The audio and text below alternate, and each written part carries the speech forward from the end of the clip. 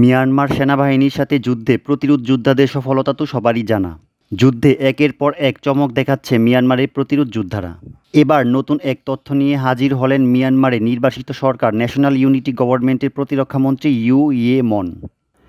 বিগত ১৩ আগস্ট মিয়ানমারের প্রভাবশালী ইংরেজি সংবাদপত্র দ্য ইরাপতিতে প্রকাশিত এক রিপোর্টে এ তথ্য তুলে ধরা হয়।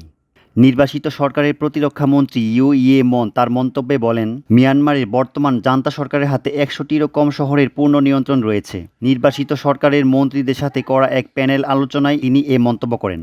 মিয়ানমারের প্রতিরক্ষামন্ত্রী শহরগুলোকে ৪টি ভাগে বিভক্ত করেন। প্রথম ভাগে তিনি দেখান যে ৭৫টি শহরের পূর্ণ নিয়ন্ত্রণ রয়েছে বিদ্রোহীদের হাতে। ১০৫টি শহর বিদ্রোহীরা ঘিরে রেখেছে। আরও ৭৫টি শহরের নিয়ন্ত্রণ নিয়ে জান্তা বাহিনীর সাথে প্রতিরোধ যোদ্ধাদের সংঘর্ষ চলছে। শেষ ভাগে তিনি দেখান মাত্র ৯৮টি শহর নিয়ন্ত্রণ করছে সামরিক জান্তা। এদিকে জান্তা সরকারের পরিধি আস্তে আস্তে ছোট হয়ে এলেও সামরিক জান্তা এখনও ক্ষমতা পাকাপোক্ত করার চেষ্টা চালিয়ে যাচ্ছে। একটি বিতর্কিত নির্বাচনের মাধ্যমে ক্ষমতা কুক্ষিগত করার চেষ্টা চালিয়ে গেলেও বর্তমান বাস্তবতা বিবেচনায় সেটি আর সম্ভব হচ্ছে না।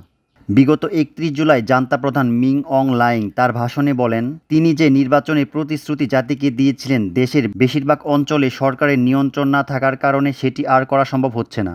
এতে একটি পাতানো নির্বাচনের মাধ্যমে যেনতেনভাবে নিজেকে বৈধতা প্রমাণ করার চেষ্টা আপাতত সাফল্যের মুখ দেখছে না বলে অনেকে মনে করেন।